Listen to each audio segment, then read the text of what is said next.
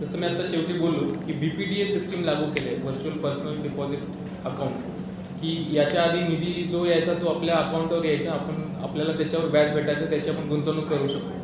आता तो निधी आपल्याकडे न येता तो व्हर्च्युअली आपल्या अकाउंट, व्हर्च्युअली प्रत्येक एजन्सीचं अकाउंट बनवलं आहे त्या अकाउंटमध्येच असेल आणि त्यावेळी आपली कामं पूर्ण होतील, त्यावेळी आपण निधी मागणी केल्यानंतर तो बिल आपल्याला रिलीज होतो. तर यामुळे जो निधी आपल्याला पहिला जिल्हा परिषदला मिळायचा, जो आपल्या जिल्हा परिषदेच्या अकाउंट्समध्ये यायचा, तो न येता एक सेंट्रलाइज अकाउंट आहे तिथेच आपल्याला निधी मिळतो. त्याच्यामुळे जो व्याजाचं रक्कम होतं तो आता मिळणार नाही. यामुळेच आपलं घट कमी झाला होता. जसं आपण बघितलं 2024-25मध्ये 23 कोटी व्याजाची रक्कम होती. 25-26मध्ये आपण आता 12 कोटीच्या आसपास आहोत. पण येणाऱ्या वर्षात जर BPDA सगळ्या सिस्टीम लागू झाल्या तर याच्यामध्ये घट होऊ शकते.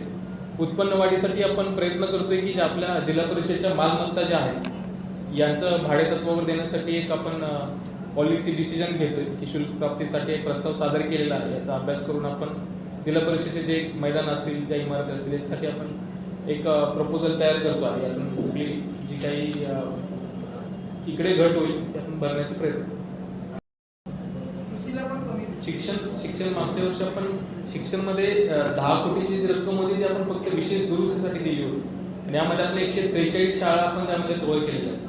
आता जो 5% जो निधी बांधील निधी आहे तेवढा आपण दिलेलाच आहे शिक्षणामध्ये. त्याचबरोबर ज्या आपल्या मिशन भरारी अंतर्गत देखील आपण तरतूद केलेली आहे. त्यामुळे शिक्षणाचा असं कमी झालं नाही. मागच्या वर्षी आपण वाढीव दिला होता 10 कोटीच्या आसपास, फक्त स्पेसिफिक आपला शिक्षण क्षेत्रातील शाळांच्या इमारतीसाठी दिला होता दुरुस्तीसाठी. यामध्ये आपण CCTV देखील यावर्षी प्रपोज केलेला आहे.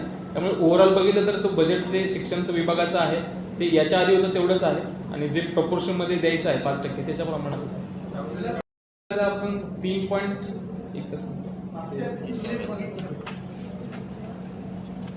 कृषी विभागांतर्गत आपण जवळपास 3.74च्या आसपास आपण नियतव्यय ठेवलेलं आहे. तर हे देखील 3.74 कोटीचे. तर बघितलं तर आपल्या स्कीम ज्या आहेत त्या नाविन्यपूर्ण योजना देखील आपण घेतलेल्या आहेत आणि ज्या पारंपरिक स्कीम्स आहेत त्या आपण घेतलेल्या आहेत. त्यामध्ये यामध्ये तरतूद ओव्हरऑलच आपलं बजेट जर बघायला गेलं तर काही कमी झालेलं आहे. त्याच्या प्रमाणात आपण प्रत्येक डिपार्टमेंटला ॲलोकेशन दिलेलं आहे.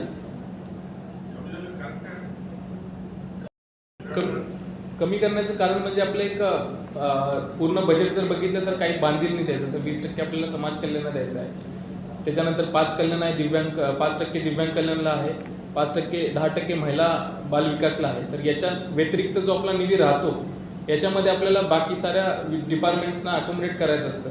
तर यामध्ये मग आपल्याला जिथे आवश्यकता आहे, जास्त आवश्यकता आहे यावेळी आपण दिलेलाच आहे. जिथे नाही मग आपण त्याचा अजून पुढे विचार करू शकतो. बट आजच्या घडीला आपण पूर्ण सर्व HOD सर्व आपल्या फील्ड यंत्रणा आहेत यांचा डिमांड अकोमोडेट करण्याचा प्रयत्न केलेला आहे.